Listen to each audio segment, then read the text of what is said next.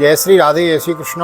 Once again welcome to all of you our channel. एक बार पुनः आप सभी का बहुत बहुत स्वागत है आप ही के यूट्यूब चैनल वीके बीपीएस परिवार श्रीधाम वृंदावन। मैं राधेश्याम वशिष्ठ आप सभी का हृदय से बहुत बहुत स्वागत करता हूँ। ले चलता हूँ आज की पावन कथा प्रसंग में। श्रीमद् भागवत के महात्म्य में हम चल रहे हैं। चतुर्थ अध्याय की कथा श्रवण करेंगे। गोकर्ण उपाख्यान आरंभ हो रहा है। आइए मिलजुल कर मेरे साथ करिए गोविंद नाम संकीर्तन। श्री कृष्ण गोविंद हरे मुरारी, हे नाथ नारायण वासुदेव। श्री कृष्ण गोविंद हरे मुरारी, हे नाथ नारायण वासुदेव। हे नाथ नारायण वासुदेव, हे नाथ नारायण वासुदेव। श्री कृष्ण गोविंद हरे मुरारी, हे नाथ नारायण वासुदेव। नारायणं नमस्कृत्यं नरं चैव नरोत्तमं देवीं सरस्वतीं व्यासं ततो जयमुदीरयेत्। कृष्णाय वासुदेवाय हरये परमात्मने प्रणतः क्लेशनाशाय गोविन्दाय नमो नमः। ओम नमो भगवते वासुदेवाय। श्रीमद्भागवत महात्म्यम अथ चतुर्थोऽध्याय। सूत उवाच अतो वैष्णवचित्तेषु दृष्ट्वा भक्तिमलौकिकीं निजलोकं परित्यज्य भगवान् भक्तवत्सलो वनमाली घनश्यामो पीतवास मनोहर काञ्चीकलापरुचिरोलसन्मुकुटकुण्डल त्रिभङ्गोललिताशारो कौस्तुभेन विराजितो कोटिमन्मथलावण्यो हरिचन्दनचर्चितो परमानन्दजन्मूर्तिर्मधुरो मुरलीधरो आविवेशो सुभक्तानां हृदयान्योमलानि च। सूत जी कहते हैं, मुनिवर उस समय आपने भक्तों के चित्त में लौकिक भक्ति का प्रादुर्भाव हुआ देख भक्त श्री भगवान अपना धाम छोड़कर वहां पधारे। उनके गले में वनमाला शोभा पा रही थी। श्रीअंग सजल जलधर से के समान श्याम वर्ण था। उस पर मनोहर पीताम्बर सुशोभित था। कटी प्रदेश कर धनी की लड़ियों से सुसज्जित था। सिर पर मुकुट की लटक और कानों में कुंडलों की झलक देखते ही बनती थी। वे त्रिभंग ललित भाव से खड़े हुए चित्त को चुरा लेते थे। वक्षस्थल पर कौस्तुभमणि चमक रही थी। सारा श्रीअंग हरिचंदन से चर्चित था। उस रूप की शोभा क्या कहूँ, उसने तो मानो करोड़ों कामदेवों की रूप माधुरी छीन ली थी। वे परमानंद मूर्ति मधुराति मधुर मुरलीधर ऐसी अनुपम छवि से अपने भक्तों के निर्मल चित्तों में आविर्भूत हुए हैं। वैकुंठो वासिनो ये चो वैष्णवा उद्धमादयो तत्कथा श्रवणार्थं ते गूढ़ रूपेण संस्थिता तथा जयो जयारावो रसपुष्टिरलोक की चूर्ण प्रसून वृष्टिश्व मुहुः शङ्करवोऽप्यभूत् तत्संवासस्थितानां च देहगेहात्मविस्मृति दृष्ट्वा च तन्मयावस्थां नारदो वाक्यमब्रवीत्। वे परमानंद चिन्मूर्ति मधुराति मधुर मुरलीधर ऐसी अनुपम छवि से अपने भक्तों के निर्मल चित्तों में आविर्भूत हुए। भगवान के नित्य लोक निवासी लीला परिकर उद्धव भी वहाँ गुप्त रूप से उस कथा को सुनने के लिए आए हुए थे। प्रभु के प्रकट होते ही चारों ओर जय हो की ध्वनि होने लगी। उस समय भक्ति रस का अद्भुत प्रवाह चला। बार बार अबीर गुलाल और पुष्पों की वर्षा तथा शंख ध्वनि होने लगी। उस सभा में जो लोग बैठे थे उन्हें अपने देह की और आत्मा की भी कोई सुधि नहीं रही। उनकी ऐसी तन्मयता देखकर नारद जी कहने लगे हैं, अलौकिकोयम महिमा मुनीश्वर सप्ताह जनियो द्रमिलोकितो मयो मूढ़ा सटा ये पशुभक्षणोत्र सर्वेपि निष्पापतमा भवन्ति अतो नृलोके ननुनास्ति किंचित् चित्तस्य शोधाय कलौ पवित्रम अघोघ विध्वंसकरं तथैव कथा समानां भुवनास्ति चान्यत् के विशुद्धन्ति वदन्तु मह्यं सप्ताह यज्ञेन कथा मयेन कृपालो विरलोकयितं विचार्यो प्रकाशितं कोपनवीन मार्गो। मुनीश्वरगण, आज सप्ताह श्रवण को मैंने यह बड़ी ही अलौकिक महिमा देखी। यहाँ तो जो बड़े मूर्ख दुष्ट पशु पक्षी भी हैं वे सभी अत्यंत निष्पाप हो गए।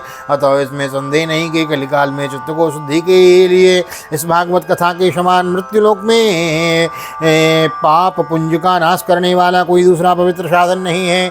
मुनिवर, आप लोग बड़े कृपालु हैं। आपने संसार के कल्याण का विचार करके यह बिल्कुल निराला ही मार्ग निकाला है। आप कृपया यह तो बताइए कि इस कथा रूप सप्ताह यज्ञ के द्वारा संसार में कौन कौन लोग पवित्र हो जाते हैं। कुमारा ऊचो ये मानवा पाप कृतस्तु सर्वदा सदा दुराचार रता विमार्ग क्रोधाग्निदग्धा कुटिलाश्च कामिनो सप्ताह यज्ञेन कलौ पुनन्ते सत्येन हीना पितृमातृदूषको तृष्णाकुलाश्चाश्रमधर्म वर्जितो ये दाम्बिका मत्सरिणोपहिंसिका सप्ताह यज्ञेन कलौ पुनन्ते सनकादि ने कहा, जो लोग सदा तरह तरह के पाप किया करते हैं, निरंतर दुराचार में ही तत्पर रहते हैं और उल्टे मार्गों में चलते हैं, तथा जो क्रोधाग्नि से जलते रहने वाले कुटिल और कामपरायण हैं, वे सभी इस कलयुग में सप्ताह यज्ञ से पवित्र हो जाते हैं।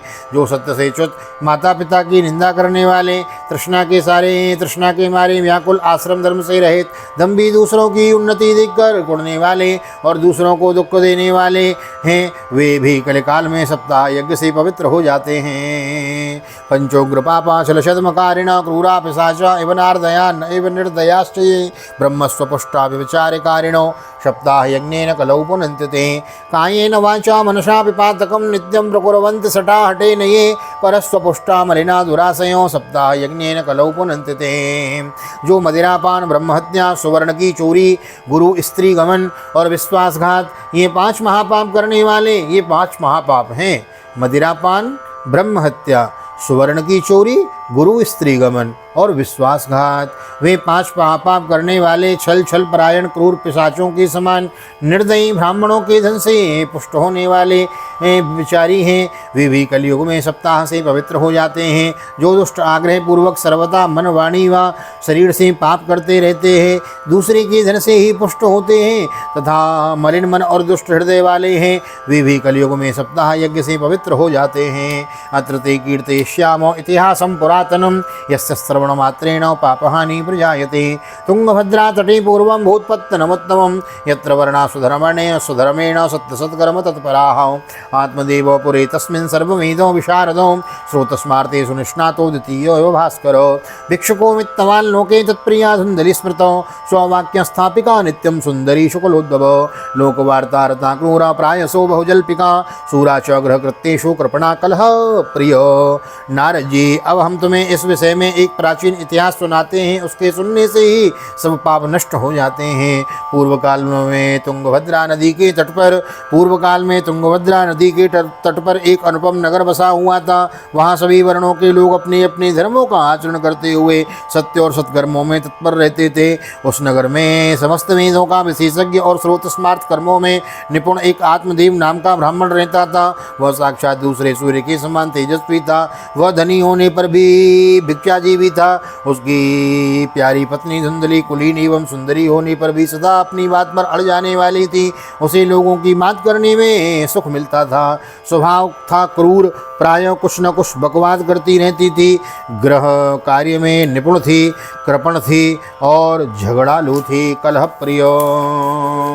एवं निवसतो प्रेम्णा दंपत्योरवमानयो अर्था कामास्तयोरासन् न सुखाय गृहादिकं पंचधर्मा पंचा पश्चाद्धर्मा समारब्धास् ताभ्यां संतान हेतवे गोवो हिरण्यवासांसि दीनेभ्यो यक्षतः सदा धनार्दं धर्ममार्गेण ताभ्यां नीतं तथापि च न पुत्रो नापि वा पुत्री ततश्चिन्तातुरो वृषम्।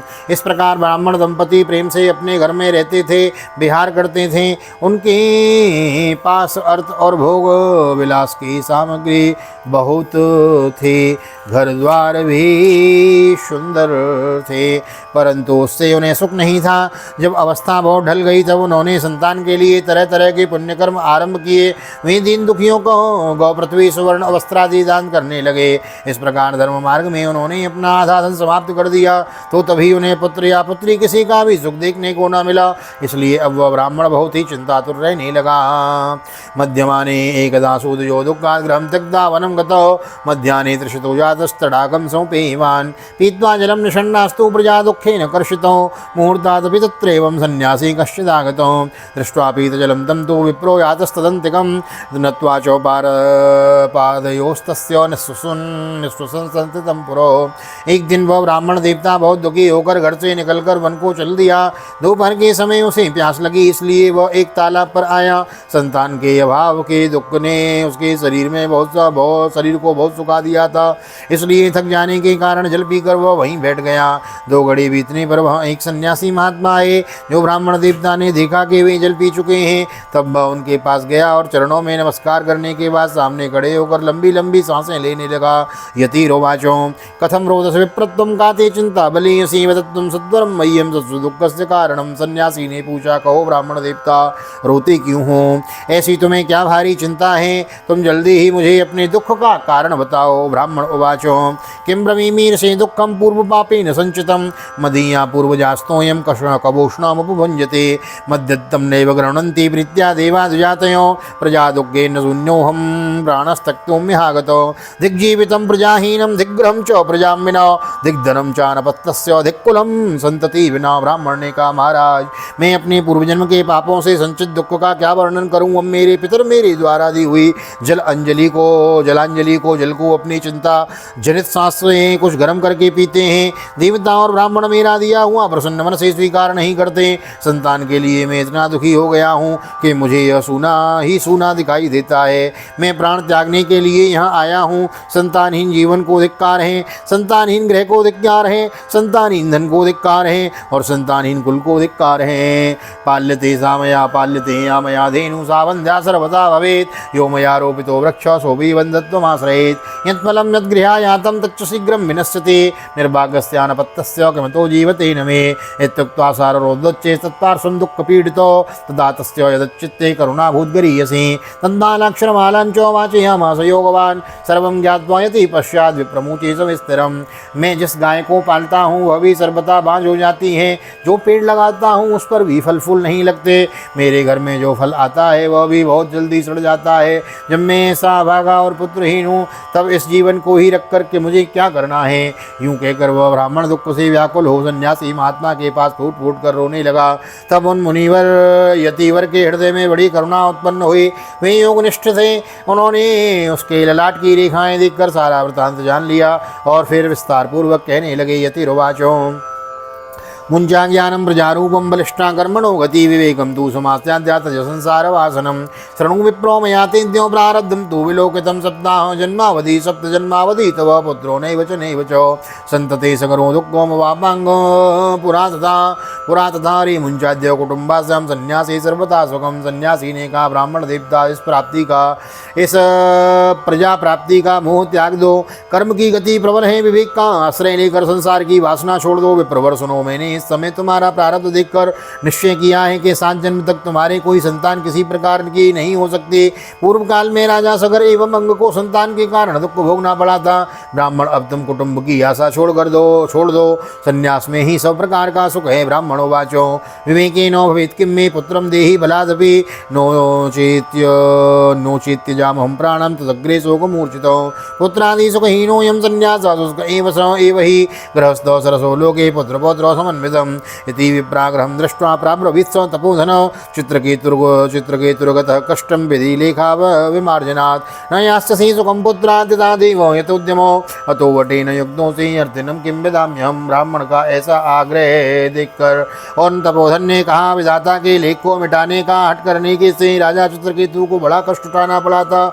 इसलिए देव जिसके उद्योग को कुशल देता है उस पुरुष के समान तुम्हें भी पुत्र से सुख नहीं मिल सकेगा। तुमने तो बड़ा हट पकड़ रखा है और अर्थी के रूप में तुम मेरे सामने उपस्थित हो। ऐसी दशा में मैं तुमसे क्या कहूँ?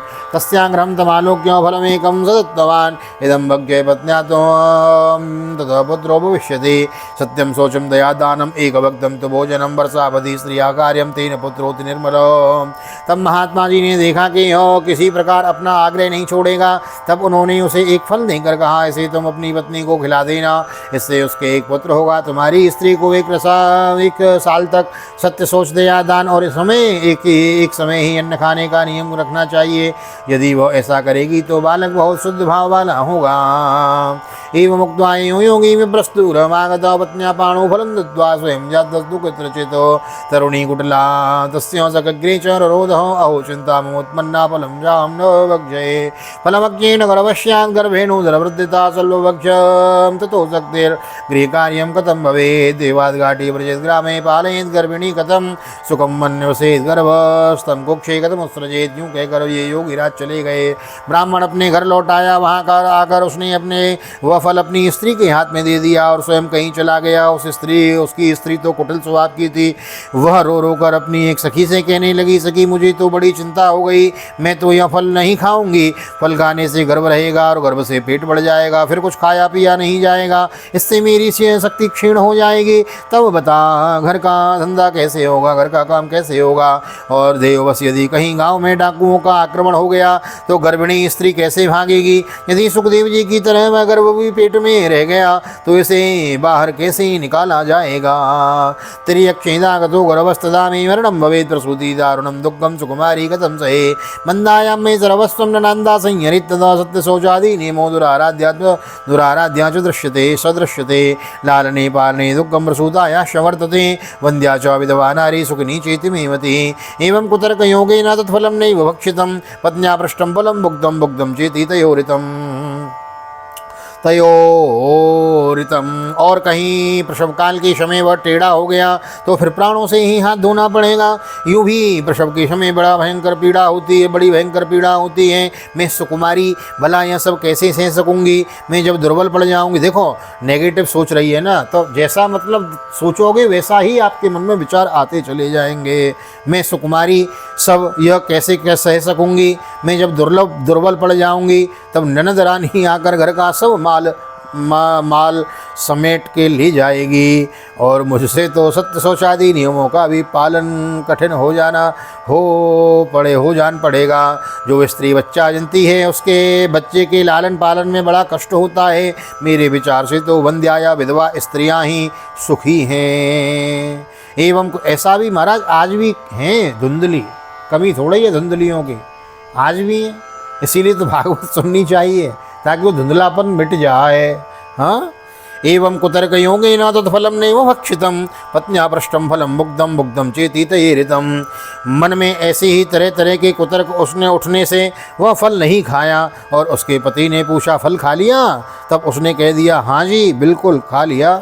एकदा भगिनी तस्यात् गृहं स्वेच्छया गतौ तदग्रे कथितं सर्वं चिन्तयेयं महती मे दुर्बला तेन दुःखेन यनुजे गर्वाणि किं सा ब्रवीन् मम गर्भोऽस्ति तं दास्यामि प्रसूतितो तावत् कालं सगर्भेव गुप्ता तिष्ठगृहे सुखं वित्तन्तं मत्पतिर्यक्ष सते दास्यन्ति बालकं षण्मासिको मृतो बालो इति लोको वदष्यते तं बालं पोषयिष्यामि नित्यमागत्य ते गृहे फलमर्पयधीन्वे त्वं परीक्षार्थं तु सांप्रतम तदत्ताचरितम सर्वम तथैव स्त्री स्वभावतः। एक दिन उसकी बहन अपने आप ही उसके घर आई और उसने अपनी बहन को सारा वृतांत सुनाकर कहा कि मेरे मन में इसकी बड़ी चिंता है, मैं उस दुख के कारण दिनों दिनों दुबली हो रही हूँ, बहन मैं क्या करूँ। बहन ने कहा, मेरे पेट में बच्चा है, प्रसव होने पर वह बालक मैं तुझे दे दूंगी, तब तक तू गर्भवती के समान घर में गुप्त रूप से सुख से रहे। तू मेरे पति को कुछ धन दे देना, वो तो अपना बालक दे देंगे, हम ऐसी युक्ति करेंगे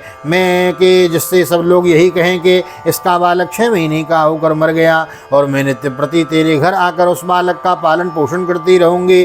तू इस समय इसकी जांच करने के लिए यह फल गौ को खिला दे, गौ माता को खिला दे, क्योंकि उसके यहाँ गाय भी रहती थी ब्राह्मण के यहाँ। ब्राह्मणों ने स्त्री स्वभाववश ब्राह्मणी ने स्त्री स्वभाववश जो उसकी बहन ने कहा था वैसे ही सब कर दिया।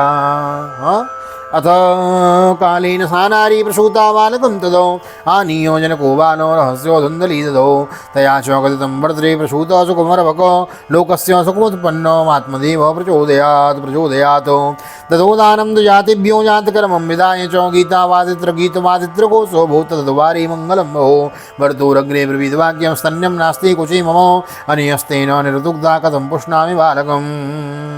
इसके पश्चात समयानुसार जब स्त्री के पुत्र हुआ तब उसके पिता ने चुपचाप लाकर उसे धुंधली को दे दिया और उसके आत्मदेव को सूचना दे दी कि मेरे सुखपूर्वक बालक हो गया। इस प्रकार आत्मदेव के पुत्र हुआ सुनकर सब लोगों को बड़ा आनंद हुआ।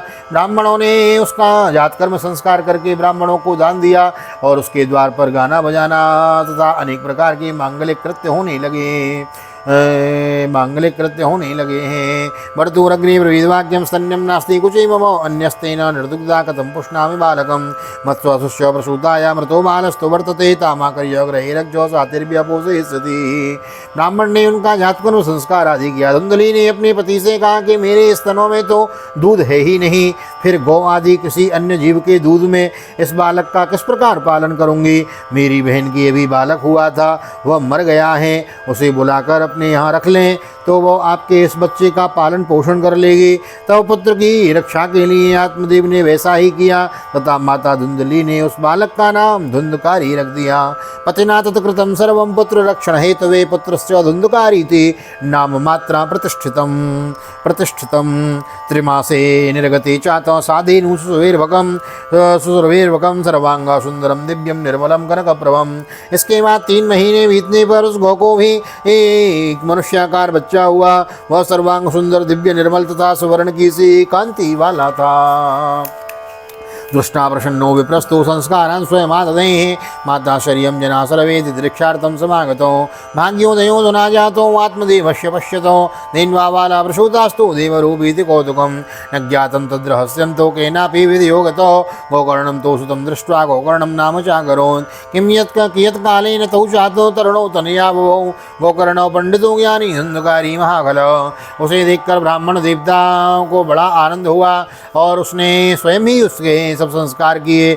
इस समाचार से सब लोगों को भी बड़ा आश्चर्य हुआ। वे बालक को देखने के लिए आए तथा आपस में कहने लगे, देखो भाई, अब आत्मदेव का कैसा भाग्योदय हुआ है, कैसे आश्चर्य की बात है। गाय गौ को भी ऐसा दिव्य रूप बालक उत्पन्न हुआ है। देवी योग से इस गुप्त रहस्य का किसी को भी पता न लगा। आत्मदेव ने उस बालक के गौ के कान देखकर उसका नाम गोकर्ण रख दिया।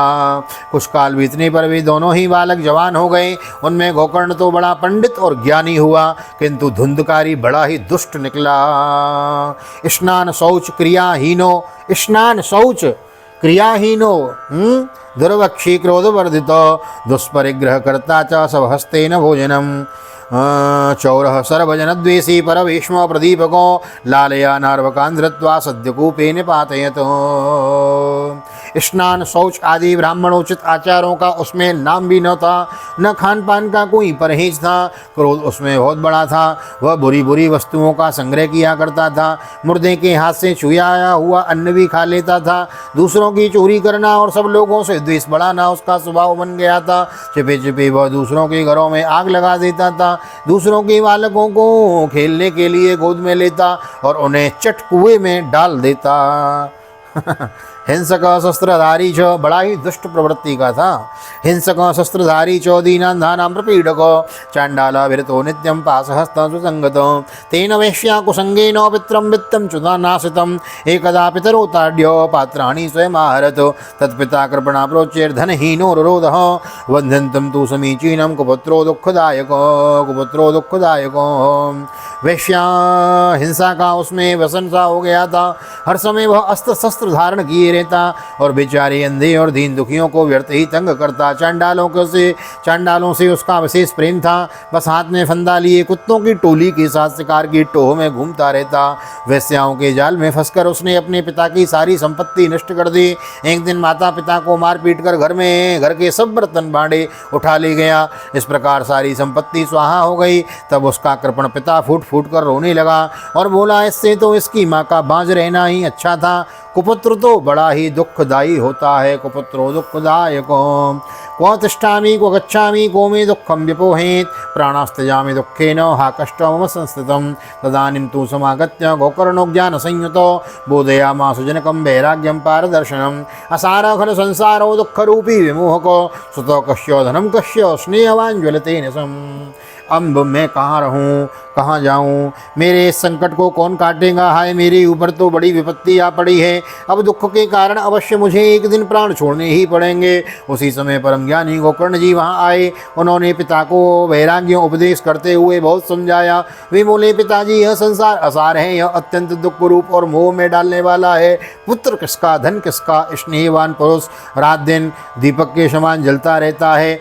सुख न तो इंद्र को है, न चक्रवर्ती राजा को ही सुख है। सुख तो केवल विरक्त एकांत जीवी मुनि को। यह मेरा पुत्र है, इस अज्ञान को छोड़ दीजिए। मोह से नरक की प्राप्ति होती है। यह शरीर तो नष्ट हो ही जाएगा, इसलिए सब कुछ छोड़कर वन में चले जाइए। असार खल संसारो दुख रूपी विमोहक सुतः कस्य धनम कस्य स्नेहवांजलते निशम।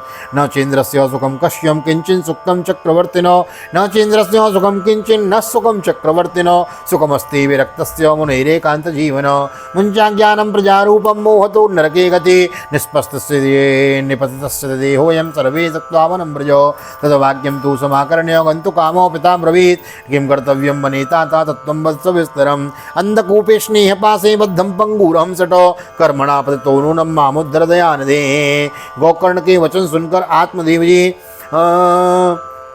गोकर्ण के वचन सुनकर आत्मदेव वन में जाने के लिए तैयार हो गए और उसने कहने लगे, बेटा वन में रहकर मुझे क्या करना चाहिए, यह मुझसे विस्तार पूर्वक कहो। मैं बड़ा मूर्ख हूँ, अब तक कर्मवश स्नेह पास में बधा हुआ अपंग की भांति इस घर रूप अंधेरे कुएं में ही पड़ा रहा हूँ। तुम बड़े दयालु हो, इससे मेरा उद्धार करो। गोकर्ण उवाच। गोकर्ण गीता, इसको भागवत में गोकर्ण गीता कहा गया है।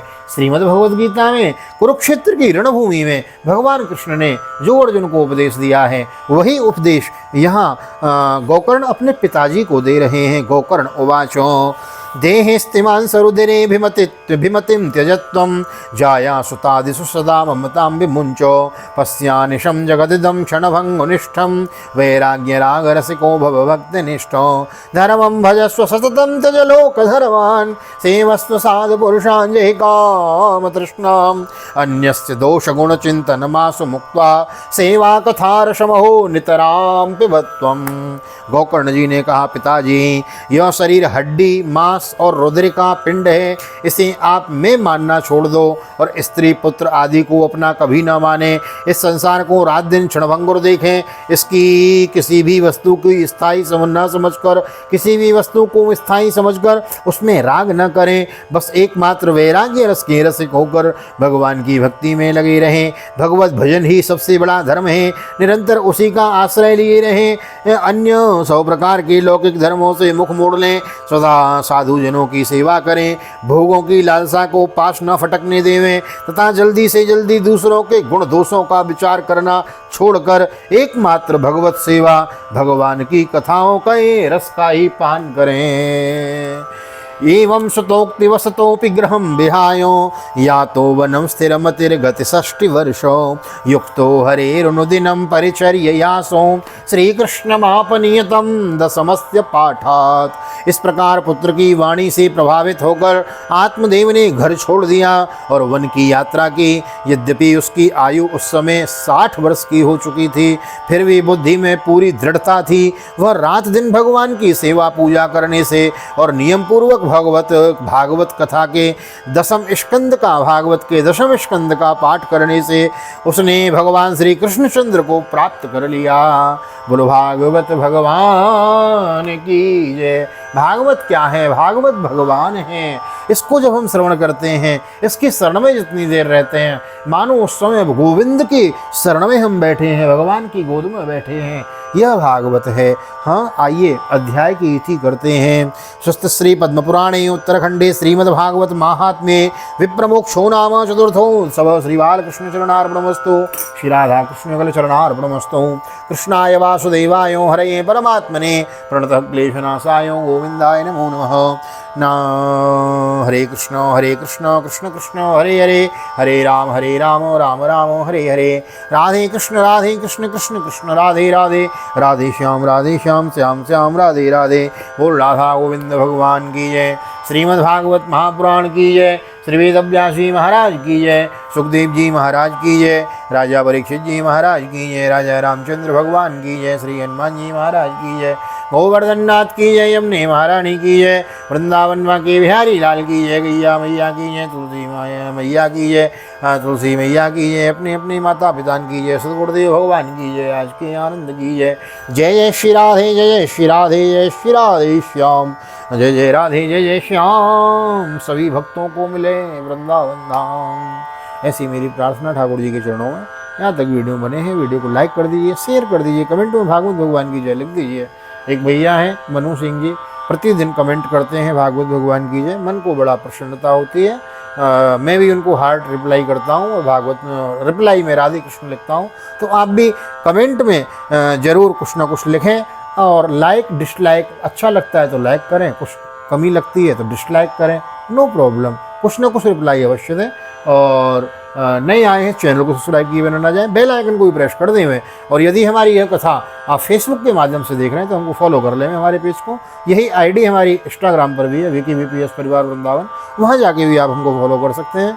मिलते हैं ऐसे ही सुंदर श्रीमद् भागवत की अमृतमयी कथा के अगले अध्याय में, 5वें अध्याय में हम प्रवेश करेंगे। बड़ी सुंदर भागवत की कथा श्रवण कर रहे हैं, ठाकुर जी का दर्शन करते हुए भागवत निकेतन श्रीधाम वृंदावन में राधेश्याम वशिष्ठ आप सभी को हृदय से प्यार भरी जय श्री राधे, जय श्री कृष्ण, हरि ओम।